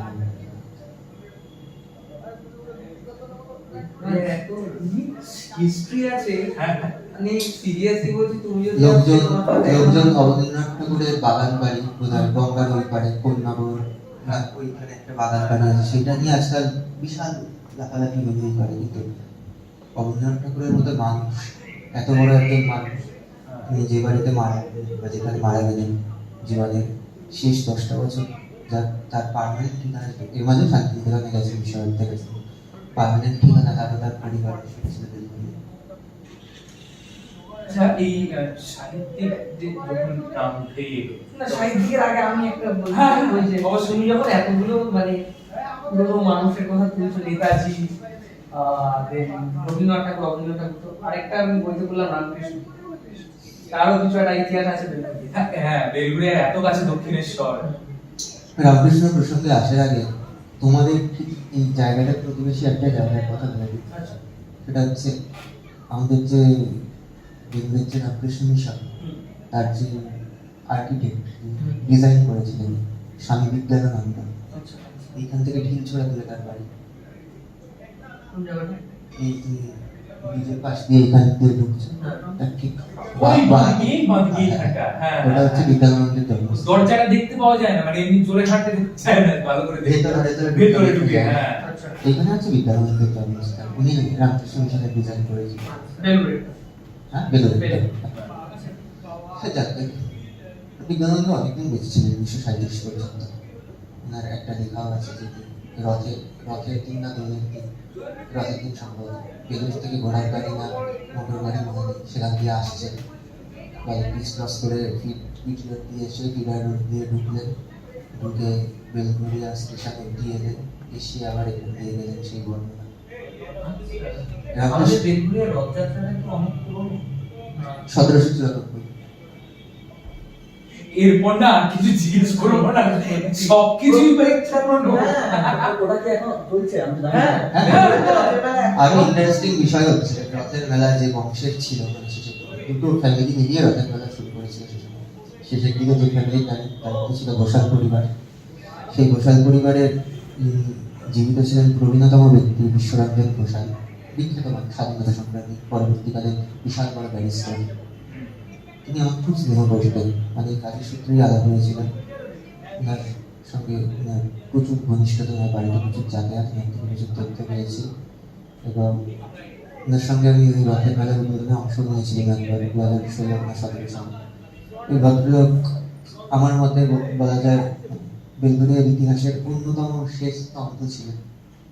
উনি 2019 সালে মারা যান, 89 বছর বয়সে। তিনি ছিলেন ওই ফ্যামিলির অন্যতম বা রথের মেলার সঙ্গে জড়িত যে মানুষটিকে সবচেয়ে গুরুত্বপূর্ণ বলা যায়, যে যার চলমান ইতিহাস, যিনি আবার এই আমাদের বলো না এই যে উল্টো দিকে ছাত্রমঙ্গলের প্রতিষ্ঠার সঙ্গে উনি এর দ্বারা 83 সময় সমস্ত জড়িত ছিলেন, 1940-42 সালে। রথের মেলাও যথেষ্ট পুরানো, কতদিন আগের তো বলি, কিন্তু এখন সেটা অন্যদিকে চলে গেছে, আগে অন্যরকম একটা ছিল, সেসব ভিন্ন কথা। রামকৃষ্ণ দিয়ে আসে। রামকৃষ্ণ তো দক্ষিণেশ্বরের মানুষ লোকে, দক্ষিণেশ্বরেই থাকতেন, দক্ষিণেশ্বর মানুষ না, দক্ষিণেশ্বরে থাকতেন দীর্ঘদিন ধরে। কেশবচন্দ্র সেনের নাম তো সবাই শুনেছ, ব্রাহ্মধর্মে। আমাদের এখন যেখানে বিটি রোড আর ফিডার রোড যেখানে মিশছে, বলতে পারে ধরে নাও যেখানে ওই ক্ষুদিরাম হাসপাতাল আর তার পাশে পেট্রোল পাম্প, বিটি রোডের একবারে মুখেই রক্তদান, ওখানে একটা বাগান বাড়ি ছিল তপবন বলে। সেখানে কেশব সেন ভারত আশ্রম প্রতিষ্ঠা করেছিলেন কলকাতার থেকে বাইরে এখানে এসে, নিয়ে এখানে আধ্যাত্মবাদ সাধন করে ইত্যাদি করতেন। এখানে এটা 1871-72 সালের কথা বলছি। 1875 সালে রামকৃষ্ণ আর কেশবচন্দ্র সেনের সাক্ষাৎ কিন্তু একটা ঐতিহাসিক ঘটনা। দুই ধর্মের, দুই রকমের দার্শনিক, তাদের মিলন। রামকৃষ্ণ কেশবের প্রথম সাক্ষাৎ ওই তপবনে 1875 সালে, ওই প্রথম রামকৃষ্ণের আসা বেলঘরিয়া। মিডিয়া বিশ্ববিদ্যালয়ে যখন পড়েছি তপবনের ব্যাপারটা আর এই টেকনোলজির ব্যাপারটা ধর্মসমাজকে নিয়ে ওইগুলো আমি পড়েছি। ওই জিনিসটা অনেকটা এই মুহূর্তে পুরো ক্লিয়ার আসছে জিনিসটা, কিন্তু মানে মনে করতে পারছি যে ওই ছিল ওই কেসে কোনো সিনকে, কিন্তু মানে সেই সূত্রেই এখানে তারপরেও আরো 8-9 রামকৃষ্ণ বিভিন্ন সময় বেলঘরিয়া এসেছে, বিভিন্ন জায়গায়। সেসব তো হ্যাঁ। যাত্রা। হ্যাঁ, যেমন এই, আমাদের যেখানে ওই কল্যাণী রোড এসে মিশছে, ওইখানে যেমন ব্রাহ্ম সমাজ আছে এবং তার ডেট বিশাল পুরনো, মানে 1800 কত থেকে আমি মনে করতে পারছি না। তো মানে আমার ওটা চোখে পড়তো না, মানে এই কয়েক বছর আগে হলো ওরা পুরো বিল্ডিংটাকে ওরা রিনিউ করে নতুন করে করেছে। তো মানে এখানে ব্রাহ্ম সমাজের বেশ ভালোই ইয়ে ছিল, প্রসার ছিল। প্রসার তখন শুধু এখানে বলে না, সারা কলকাতাতে। হ্যাঁ। আর বেলঘরিয়ায় যা যা ডেভেলপ হয়েছে বিভিন্ন সময়ে, তা কলকাতায় হয়েছে কলকাতার সংলগ্ন হিসাবে। এবং দীর্ঘদিন ধরে তো ভিলেজ বেলঘরিয়া লেখা হতো, গ্রাম, বেসিক্যালি গ্রাম। আমি এমন দ্রব্য পেয়েছি হুম। 2016-17 দাঁড়িয়ে বলছে এখন চারপাশকে দেখে অস্বস্তি হয়, আমি এখনো বিদেশে দেখি বেলগড়িয়া পরিচয় ইংরাজিতে চিঠি লিখতে হবে। 2016-17 সালের কথা বলছি আমি, সেই সময় অনেক শুনতে হয়েছে। ফলে বেলগড়িয়া বেসিক্যালি অত্যন্ত মানে একটা গ্রামীণ একটা জায়গা ছিল, যা আস্তে আস্তে ডেভেলপ হয়, কলকাতার কাছে হওয়ায় বিভিন্ন লোক, এবং কলকাতার বাইরে হওয়াতেই বেলগড়িয়া এত বাগান বাড়ি, লোকজন কলকাতার থেকে অবসর কাটাতে বেলগড়িয়ায় আসতে পারে, এইটুকু তো দূরত্ব। এবং আরো ইন্টারেস্টিং, আজকেও আমাদের মধ্যে আমরা যতই কলকাতা 56 হই, আমরা অনেকেই এখনো আমরা বলছি কলকাতায় যাচ্ছি, কোথায় যাচ্ছিস, কলকাতায় যাচ্ছি। আমাদের মধ্যে এই ব্যাপারটা আছে যে আমরা কলকাতার বাসিন্দা নই, আমরা বেলগড়িয়ার বাসিন্দা। এই কলকাতায় যেতে হয়, মানে আয়োজন নিয়ে কলকাতায় যেতে হয়, এই ব্যাপারটা। হ্যাঁ, বেলগড়িয়া কলকাতার লাগোয়া, কিন্তু কলকাতা নয়।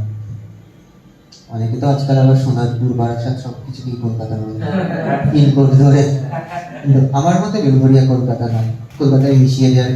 কলকাতার থেকে অবশ্যই পুষ্ট হয়েছে অনেক, কলকাতায় বেড়ালি যেমন নবজাগরণ হচ্ছে, যেমন যেমন উন্নতি হচ্ছে, বেলগড়িয়া বিভিন্ন লোক ব্যবসা বাণিজ্য করছে, চাকরি করছে, কলকাতায় যাতায়াত করছে, বেলগড়িয়াও ডেভেলপড হচ্ছে। মেইনলি কলকাতা বলতে তুমি কোন জায়গা? মেইনলি কলকাতা আমার বলার কিছু না, কলকাতার স্পষ্ট সীমা হচ্ছে উত্তর কলকাতার শেষ হচ্ছে তোমার সিথির মোড়ে। সিথির মোড়ে উত্তর হ্যাঁ। কলকাতা শেষ, আর সিথি- দক্ষিণ কলকাতা? দক্ষিণটা বড়, দক্ষিণ কলকাতা কোথায় শেষ আর দক্ষিণ 24 পরগনা কোথায় শুরু, ওই আমি বলছি তো ভাই, পার্ক সার্কাস, বালিগঞ্জ, যাদবপুর, ওর মাঝামাঝি কোনো একটা জায়গায়। আচ্ছা, তারপরের গুলোকেও লোক এখন তো দক্ষিণ পুলিশ- কলকাতার মধ্যে ফেলছে। হ্যাঁ, কিন্তু মানে ম্যাপ অনুযায়ী কোনোটা হয়তো ধরো কলকাতায় থাকলে কোনোটা দক্ষিণ 24 পরগনায় পড়ে যায়। আমাদের এদিকে যেমন সিথির মোড়ের ওই পারটা হচ্ছে কলকাতা, এই পারটার থেকে উত্তর 24 পরগনা শুরু। হ্যাঁ, হ্যাঁ, হ্যাঁ। এটা স্পষ্ট। কোথাও না কোথাও একটা জায়গায় পড়েছিলাম যে হচ্ছে এই মানে গোবিন্দপুর সুলতানপুরের কলকাতাতেই এটাকে কলকাতা কলকাতা বলা হয়। এরকম কতটা বাস্তবতা আছে? সুতরাং গোবিন্দপুর আর কলকাতাকে পুরোটাকে নিয়ে কলকাতা একটা ইন্ডিভিজুয়াল গ্রাম ছিল, একটা নির্দিষ্ট গ্রাম। তিনটে, গোবিন্দপুর একটা আলাদা, একটা আলাদা। তারপর আস্তে আস্তে আস্তে আস্তে যখন পুরো ব্যাপারটা ইংরেজরা, ইস্ট ইন্ডিয়া কোম্পানি যখন ব্যবসা বাণিজ্য ছড়ালো, তখন পুরো জায়গাটা আস্তে আস্তে নেটিভদের জায়গা, সাহিত্যের জায়গা ইত্যাদি পুরোটা আস্তে আস্তে সামগ্রিকভাবে জায়গাটা কলকাতা বলে পরিচিতি লাভ করলো। কিন্তু তারও আগে যদি দেখা যায়, কলকাতা একটা পার্টিকুলার গ্রামের বেশি কিছু না, মানে পুরো আজকে আমরা যে কলকাতা প্রপার কলকাতার ম্যাপি যদি বুঝি, কলকাতা বলতে যেটা ধরি সেটা ছিল না। কলকাতা মানে শুধু তোমার কলকাতা গ্রাম, তারপর আস্তে আস্তে বাকি জায়গাগুলো হয়ে ইস্ট ইন্ডিয়া কোম্পানি, কুটির স্থাপিত ব্যবসা বাণিজ্য ইত্যাদি করে করে পুরো জায়গাটা কলকাতা বলে পরিচিত হয়। তবে কলকাতার নামকরণের ইতিহাস এবং জগচার আবিষ্কার করেছিল ওইসব গুলগুজব সেসব। তো এই বেলঘড়িয়ার সঙ্গে জড়িত এই সাহিত্যিকদের নিয়ে, মানে কবি সত্যেন্দ্রনাথের বাড়ি চিন্তায় হ্যাঁ, মামা বাড়ি, জন্ম নিমতায়, বাড়ি না মামা বাড়ি নিমতায়, জন্ম ওখানে। আচ্ছা, তো এইরকমই আরো সাহিত্যিকদের যাদেরকে তুমি খুঁজে পেয়েছো বা সংযোগ যদি একটু বলো, ওনার ব্যাপারে। যেহেতু তুমি নিজে সাহিত্যিক, তাই জন্য তোমার এই দিকে ঝোঁক নিশ্চয়ই থাকবে। অবশ্যই আছে, এবং আলাদা একটা অধ্যায় দেখেছি বেলগড়িয়া বিশ্ববিদ্যালয় সাহিত্য। সেটা হচ্ছে বেলগড়িয়ার 1917 না 18 সালে বেলগড়িয়ার এক ভদ্রলোক ছিলেন হরিভূষণ চট্টোপাধ্যায়। তিনি একটা উপন্যাস লিখেছিলেন স্মৃতির সিঁদুর। সেটা হচ্ছে বেলগড়িয়ার কোন মানুষের লেখা প্রথম উপন্যাস। সেই উপন্যাস কোথাও পাওয়া যায় না, না তোমার প্যারিমোহন লাইব্রেরিতে, না তোমার আরিয়ালের কোথাও বা কোথাও। ওই উপন্যাসটা আমার এক বন্ধু গেছিল তোমার ন্যাশনাল লাইব্রেরিতে, ওখানে এক কপি পাওয়া গেছিল। আমার ওই বন্ধুকে গিয়ে ন্যাশনাল লাইব্রেরি থেকে পারমিশন দিয়ে ওই উপন্যাসের ছবি জোগাড় করিয়েছে। বেলগড়িয়ার প্রথম উপন্যাস, এবং এই বই সেই উপন্যাসের অংশ তো আছেই, এবং আমি নিজে কোনো পাকামি করিনি, যা জিনিস সেটাই লিখে দিয়েছি। পুরো উপন্যাসের প্রথম পাতাটা যেমন ছাপা হয়েছিল 1918 সালে বা 17 সালে, 17 সালে না, পুরো ওরকম উপন্যাস, এবং উৎসর্গ, নিবেদন এবং পুরো উপন্যাসটা ছাপানো যায় না, এই বইটা ওইটাই। উপন্যাসটার প্রথম পরিচ্ছেদ, একাধিক পরিচ্ছেদ আছে, 129 না 30 পাতার বই ছিল উপন্যাস। প্রথম পরিচ্ছেদটা পুরো ওই বইয়ের থেকেই ফ্যাক্সিমিলি, ওইটার ছবি এখানে ছাপিয়েছে। মানে এটা আর কিছু না, একটা আর্কাইভ হয়ে থাকলো বেলগড়িয়ার প্রথম উপন্যাস। তো এত বাস কাজ করেছো মানে তো তারপর কোনো বিষয়ে বাদ দাওনি একেবারে।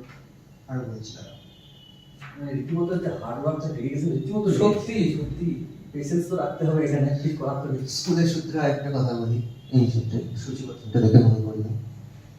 স্কুল থেকে পাইনি, আমি অন্য এক জায়গা থেকে পেয়েছিলাম। 1943 সালে স্কুলের একটা বার্ষিক রিপোর্ট, প্রত্যেক বছর শেষে রিপোর্ট তৈরি হয়। 1943 সালে এরকম একটা রিপোর্ট বানানো হয়েছিল, সেই রিপোর্টটা আমি জোগাড় করেছিলাম। 1943 সালে তখন ঘোরতর দ্বিতীয় বিশ্বযুদ্ধ চলছে সেই সময়কার, এবং পুরো রিপোর্টটা আমি তখন বেলঘড়িয়া হাই স্কুল হয়নি, তখন হাই ইংলিশ স্কুল এবং মিডল ইংলিশ স্কুল, মানে ক্লাস 8 পর্যন্ত পঠন পাঠনের অনুমতি দেওয়া হয়েছে, প্রথম সেই বছরই দেওয়া হয়েছে। সেই রিপোর্টটা আমি পুরো হুবহু এই বইয়ে রেখেছি। হাই স্কুলের রিপোর্টটা কেন উল্লেখযোগ্য, সেই এতই টানাপোড়েনের বছর, দ্বিতীয় বিশ্বযুদ্ধের সময় কি চলছে, সেই সময় স্কুল কেমন চলছে, এক একটা মানে জাপানি বোমার ক্লিনের আওয়াজ পেলে ছাত্রছাত্রীরা বেঞ্চের নিচে লুকিয়ে পড়ছে একটা ইয়ে। তোমরা কি জানো যে বেলঘড়িয়ায়, এবং স্কুল থেকে ভালো কথা, আমি পরবর্তী এক জায়গায় পেয়েছি, স্কুল থেকে রাবার দেওয়া হতো ছাত্রদের যখনই বিমানে যেত। রাবার কেন? যাতে বোমা পড়লে দাঁত কপাটি না লাগে। এবং ছাত্রদের অর্ডার দেওয়া ছিল তোমরা বেঞ্চের নিচে লুকিয়ে যাও। এইসব এইভাবে ওই বছরটা কেটেছে। এবং তোমরা জানো, আমিও জানতাম না, আমি সেই সময়কার লোকেদের সাথে কথা বলে জেনেছি বেলঘড়িয়ায় ট্রেঞ্চ কাটা হয়েছিল। ট্রেঞ্চ মানে কি? পরীক্ষা হ্যাঁ, যাতে বোমা পড়লে যাতে মানুষরা সেখানে, গ্রামবাসীরা যে যাতে আশ্রয় হতে পারে। কোথায় কাটা হয়েছিল? এখন যে ফ্লাইওভার তার আশেপাশের জায়গায় ট্রেঞ্চ কেটে রাখা হয়েছিল বোমা পড়লে যাতে আশ্রয় নেওয়া যায়। তারপর সেটা নির্দেশ নেওয়াই ছিল যে সন্ধ্যেবেলার পর থেকে কোনো বাড়িতে আলো ফালো জ্বালানো যাবে না, এবং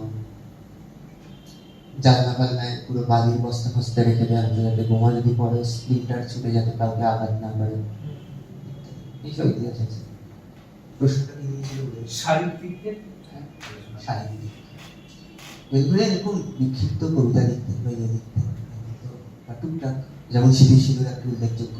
কিন্তু এইটাকে সামগ্রিক বাংলা সাহিত্যের নিরিখে খুব যে উল্লেখযোগ্য তা বলা যায় না। বেলঘড়িয়ার নিরিখে অবশ্যই বেলঘড়িয়া একজন কবি ছিলেন যার নাম চণ্ডীচরণ মিত্র।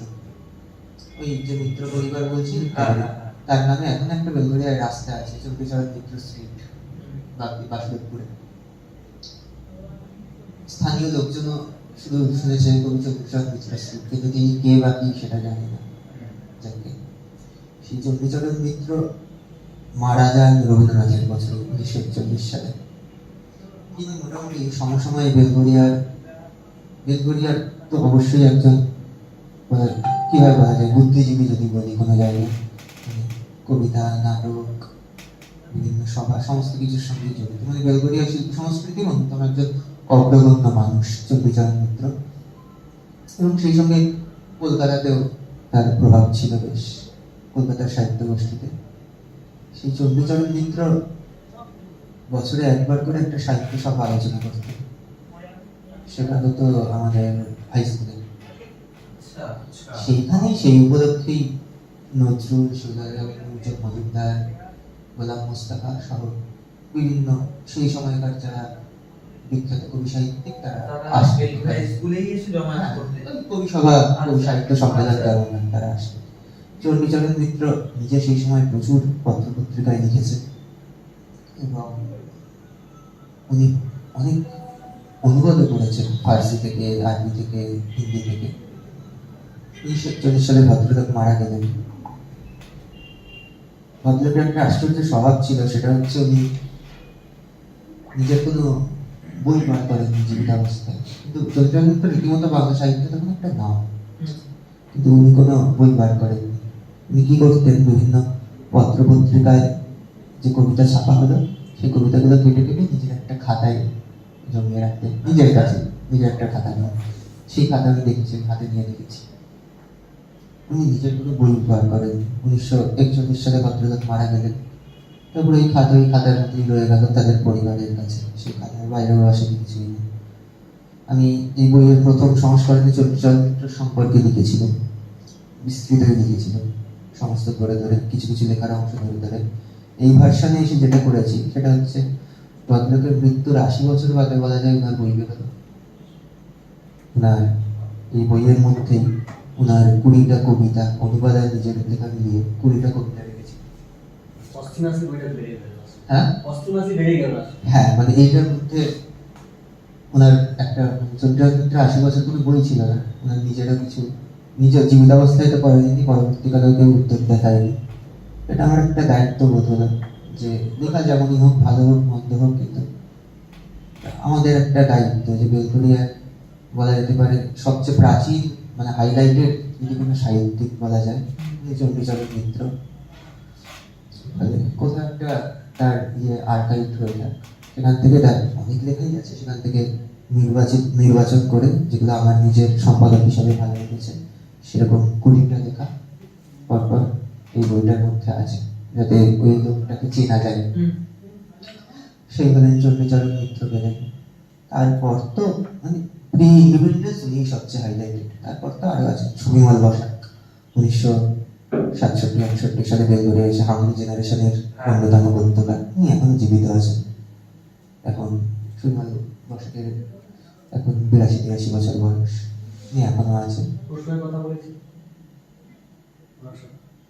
আমি মানে ওনার অ্যাসিস্ট্যান্ট বলতে পারি। ওনার অ্যাসিস্ট্যান্ট বলতে ওই অর্থে অ্যাসিস্ট্যান্ট যে উনি দীর্ঘকাল ওনার বইপত্র নিয়ে অনেকে আলোচনা করেছে। উনি বাংলা সাহিত্যে শুধু বেলঘরিয়ার বিচার ওই জন্যই বললাম। একটা লিস্ট চলে আসছে। চণ্ডীচরণ যেমন শুধুমাত্র বেলঘরিয়া দিয়ে অনেকটা হাইলাইটেড করা যায়, বাইরে কতটা গুরুত্ব পেয়েছে কিনা আমার যথেষ্ট সন্দেহ আছে। সুবিমল বসাক শুধু বেলঘরিয়া না, বাংলা ভাষার অন্যতম গুরুত্বপূর্ণ উল্লেখযোগ্য গদ্যকার বাংলা ভাষায়। 1965 সালে প্রথম বই বেরোয়। ওনার জন্ম আসলে পাটনায়, 68 সাল থেকে বেলঘরিয়ায় বসবাস শুরু করেন। আমার সাথে ওর আলাপ 2013 সালে। চিন্তা আমার আগে থেকেই আমার পাড়াতেই থাকতো। তারপর মানে ওর সাথে আমার ওর অনেক বই পাওয়া যেত না মার্কেটে। আমি ওই বইগুলো সম্পাদনা করে আমার সম্পাদনায় সৃষ্টিশীল থেকে 2016-18 সালে সুবিমল বসাক সংকলন প্রথম খণ্ড আর দ্বিতীয় খণ্ড বেরিয়েছে। তারপর এই সামনে হয়তো এই বছর বা আগামী বছর সুবিমল বসাকের ডায়েরি আমি সম্পাদনা করছি, সেটাও বেরোবে।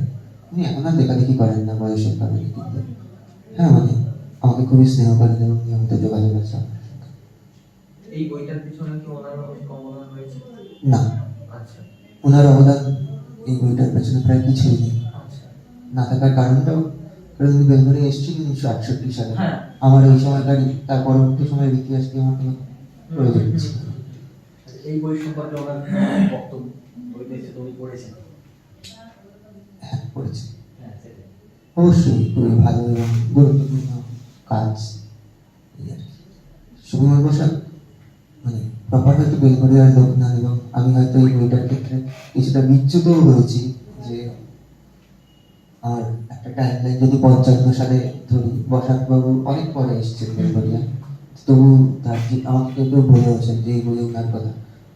উনি অনুবাদে সাহিত্য একাডেমি পেয়েছেন 2008 সালে। কেন রেখেছি? কারণ আমার মনে হয়েছিল বেলঘরিয়ার মানুষজন এটাও জানে, কারণ সাহিত্যকে কোনো রকম একটা সময়ের দিয়ে দাঁড়ানো যায় না, করা যায় না। এই বইয়ের ভূমিকা যিনি লিখেছিলেন 2016 সালে, এখনো সেই ভূমিকাটা আছে। রাহুল প্রকাশিত কবি, খুব উল্লেখযোগ্য কবি। রাহুল বেলঘরিয়ার অন্যতম গুরুত্বপূর্ণ একজন কবি, এবং বেলঘরিয়ার না বাংলা ভাষার 80-এর দশকের কবি। তখন তো ধীরে ধীরে আরো আছে।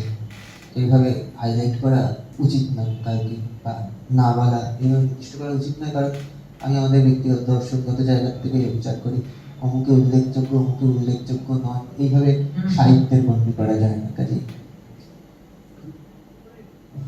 চণ্ডীচরণ মিত্র, সুবিমল বসাক, এই দুজনের কথাই জানি।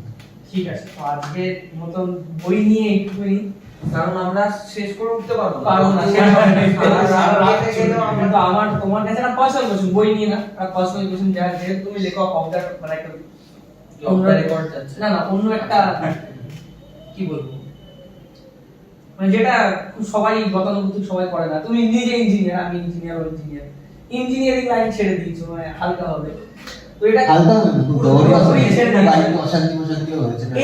এটাই আমার কোশ্চেন যে তুমি প্রেফার মানে তুমি নিউ জেনারেশন তাদেরকে কি রেফার করো যে এরকম লাইন নিয়ে গেল যায় পরে কতটা টাফ কি হতে পারে? কারণ আমি যেরকম নিজে মিউজিক খুব পছন্দ করি, আমি নিজে ইঞ্জিনিয়ার, আমি নিজে মিউজিক পছন্দ করি, তুমি কি রেফার করছো যে এরকম লাইনে যাওয়া উচিত?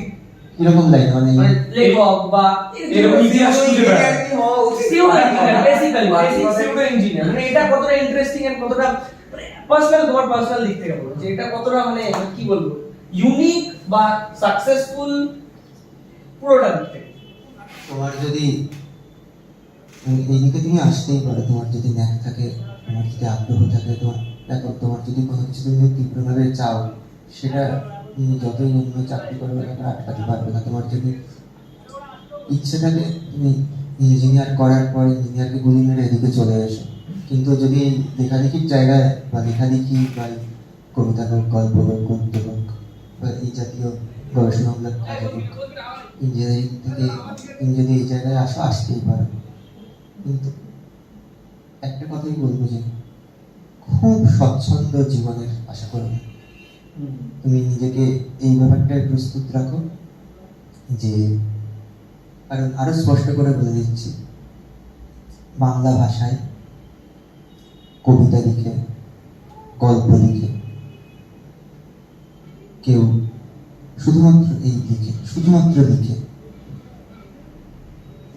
99% মানুষ জীবন ধারণ করতে পারে না। কিছু কিছু মানুষ আছেন পারেন। সেই লেখার ধাঁচ আলাদা। লেখার দু রকম গুণ রয়েছে। একটা হচ্ছে বাজারে মন খাওয়ানোর মতো লেখা, যাতে তোমাকে বিগ হাউসের ব্যাকআপ পেতে হবে। তাতে কি সুবিধা হয়? তাতে তোমার বই যদি বিক্রি হয়, বইয়ের রয়্যালটি ইত্যাদি ইত্যাদি থেকে মনোরঞ্জন কবি আসবে। আর যদি সেটা না হয়, সেটাও খুব কম।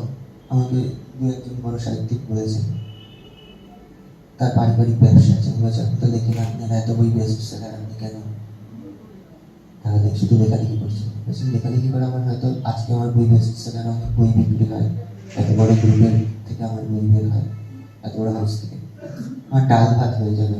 কিন্তু তারপরে আমি আজকে অমুক জায়গায় বেড়াতে গেলাম, অমুক গাড়িটা চললাম, তার জন্য আমার বিজনেসটা প্রয়োজন। সেটা আমারও মনে হয়। আমি আরো স্পেসিফিক্যালি বলি, অন্যান্য গদ্য বা ইতিহাস, আমার যেটা মনে হয় যে শিল্পের, আমার সম্পূর্ণ ব্যক্তিগত, যে কেউ চাইলে অস্বীকার করতে পারে, আমার যেটা মনে হয় শব্দ আর রেখা, এই দুটো জিনিস হচ্ছে শিল্পের সবচেয়ে সূক্ষ্ম মাধ্যম। তার ফলে শব্দ বলতে এবং শব্দের আউটপুট বলতে বলছি কবিতা। তার ফলে তুমি যদি একটা বাস্তুতন্ত্রের পিরামিড দেখো, এবং কবিতা আফটার অল পারফর্মিং আর্ট নয়। পারফর্মিং আর্ট যেটা বলে যে আবৃত্তি যারা করে ইত্যাদি। যদি কেউ বলে আবৃত্তি কবিতা, তাহলে আমি বলবো তার বাংলা কবিতা পড়ার খুব খুব খুব সীমাবদ্ধতা রয়ে গেছে। আবৃত্তির যে কবিতা, সেগুলো লাউড এক অর্থে কবিতা, কারণ সেগুলো লেখা হয় না হয়তো, সেগুলো বলা হয় সামনের অডিয়েন্সকে ক্যাটার করার জন্য, সামনের মানুষের কাছে বুঝে। সেটা একটা পারফরমেন্স। কবিতা কখনো পারফরমেন্সের বিষয় নয়। কবিতা হচ্ছে খুব চুপচাপ একটা বিষয়, যেটা শুধুমাত্র পড়ার জন্য। পড়বে মানে একমাত্র ছাপা অক্ষর বা স্ক্রিনের অক্ষর এবং যে পড়ছে তার, এই দুইজনের আদান প্রদান হচ্ছে কবিতা। এতটাই সূক্ষ্ম বিষয়।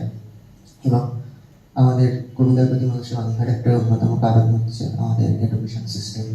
আমাদের স্কুল জীবনে কবিতা জিনিসটাকে বুঝতে পারছি না, মানে বইয়ে ব্যাখ্যা দিয়ে বা সম্প্রসারণ করে, সারাংশ করে, নোট লিখিয়ে এমন একটা ভয় ধরিয়ে দেওয়া হয়েছে যে স্কুল শেষ হয়ে যাওয়ার পর লোকে ওরা বাবা কবিতাকে কঠিন বলে পালায়। কবিতা কাছে যাওয়ার জন্য যে প্রস্তুতির প্রয়োজন, তুমি যদি আজকে একটা ইঞ্জিনিয়ারিং এর চাকরিতে জয়েন করো, তার আগে তোমার 4 বছরের প্রস্তুতির প্রয়োজন। তোমার চাকরিতে পার্মানেন্ট হওয়ার আগে তোমার একটা ট্রেনিং পিরিয়ডের প্রস্তুতির প্রয়োজন। তোমার এক কোম্পানি থেকে আরেক কোম্পানিতে শিফট করার আগে তোমার আরেক কোম্পানির এক্সপিরিয়েন্সটার প্রস্তুতির প্রয়োজন, বা তোমার স্যালারি হাইক দেবে বা ইত্যাদি। সেরকম কবিতা পড়ার বোঝার জন্য প্রস্তুতির প্রয়োজন। কাজে কবিতা খুবই, এবং কবিতা পারফর্মিং আর্ট নয়। পারফর্মিং আর্টের দর্শক আছে, বাজার আছে বলতে গেলে। কাজে তুমি যদি লেখালেখি করার কথা ভাবো, প্রচন্ড প্যাশন নিয়ে লেখো, কিন্তু জীবন ধারণের জন্য প্যারাদাদি অন্য কিছু একটা ভাত ডাল রোজগার করার জন্য, মানে উপার্জন করার জন্য মাস কেটে, যাতে অন্তত তোমার একা মানুষের কেটে যায়। যদি পরিবারের দায়িত্ব বা অন্যান্য দায়িত্ব থাকে, সেগুলো অনেকের থাকে অনেকের থাকে না, যদি সেই সব থাকে তাহলে আমি বলবো লেখালেখিকে জীবিকা করার কথা ভেবেও না। তখনই ভাবো যদি তোমার উপর উপার্জনের দায় না থাকে, বাবার প্রচুর পয়সা আছে, তোমার যদি উপার্জন না করতে হয়, তুমি তোমার শুধুমাত্র শখে চলো, আর নয়তো অন্তত সামান্য অন্য কোনো ফিল্ড থেকে উপার্জনের জায়গা তৈরি করে রাখো, যাতে তোমার দিন চলে। কারণ লিখে শুধুমাত্র সেটা খুব মুশকিল। এটাই question. Thank you so much. Sir একটা নোট দিই। অসাধারণ একটা সময় আমরা পেলাম, আমরা কাটালাম। অনেক ধন্যবাদ তন্ময়দাকে আমাদের তরফ থেকে, এই পুরো সিউডো ইঞ্জিনিয়ার্স কমিউনিটি অ্যান্ড টিমের তরফ থেকে আমাদের ডাকে সাড়া দিয়ে এতটা সময় আমাদের দেওয়ার জন্য। আজকে আমরা আপাতত এখানেই শেষ করছি। আমার কিছু বলার আছে। তো শেষ করার আগে সবাইকে অনুরোধ যে বইটা অবশ্যই পড়বেন, ঠিক আছে? এত ইনফরমেটিভ আর এত মানে বেলঘরিয়া সম্পর্কে এত কিছু মানে এই একটা বইতে যে পাওয়া যায়, এটাই সবচেয়ে বড় কথা। মানে আমরা প্রত্যেকেই বেলঘরিয়ার বাসিন্দা, ঠিক আছে, কিন্তু বেলঘরিয়া সম্পর্কে কিছুই জানি না। আজকে আমরা যেই বিষয়গুলো জানতে পারলাম, তার চেয়ে অনেক বেশি কিছু হয়তো এই বইটায় লেখা আছে, হয়তো না, নিশ্চয়ই বইটায় লেখা আছে। তো অবশ্যই সবাই এই বইটায় পড়বেন আর আমাদের মজলিসের সঙ্গে যুক্ত থাকুন। তন্ময়দাকে অনেক অনেক অনেক ধন্যবাদ আমাদের ইনভিটেশনটা রাখার জন্য। আর আমাদের ক্যাফেতে আসুন, মানে আগামী পর্বগুলো আমরা চেষ্টা করব এতটাই তথ্যপূর্ণ করার, ঠিক আছে? আর খাওয়া দাওয়া তো ভালো শুরু থেকে, ঠিক আছে? আর খুব ভালো লাগলো সব থেকে বেশি যে আরেকজন সিউডো ইঞ্জিনিয়ারকে আমাদের কাছে পেয়ে, মানে মানে তন্ময়দা নিজেও একজন ইঞ্জিনিয়ার, সেই লাইন থেকে এখন সাহিত্যের লাইনে এসেছেন, আমরাও ইঞ্জিনিয়ারিং লাইন থেকে এখানে ক্যাফের লাইনে এসে ঢুকে পড়েছি। তো বেশ ভালো লাগলো, একটা মানে আন্তরিকতা সুযোগ পাওয়া গেল এই ইভেন মোটিভেশন। সবাই বিএইচএস, হ্যাঁ, সবাই বেলঘরিয়া চারজনেই বেলঘরিয়া স্টুডেন্ট এবং প্রত্যেকেই বেলঘরিয়া। হ্যাঁ, এন্ড ইভেন আজকের যে টপিকটা ছিল সেটাও বেলঘরিয়া হ্যাঁ। বেলঘরিয়া ইতিহাস। তো সো আমি আই গেস কি তন্ময়দাকে আবার কোনো না কোনো দিন পাবো, আমরা আমরা একটা পাবো। অন্য টপিক নিয়ে মেবি। হ্যাঁ। বাট আজকে অনেকটা রাত হলো, তন্ময়দা অনেকক্ষণ ধরে বইটা নিয়ে বলেছে। আজকে আর তাই জন্য এখানে শেষ করছি আমরা। Thank you. Thank you so much সবাই।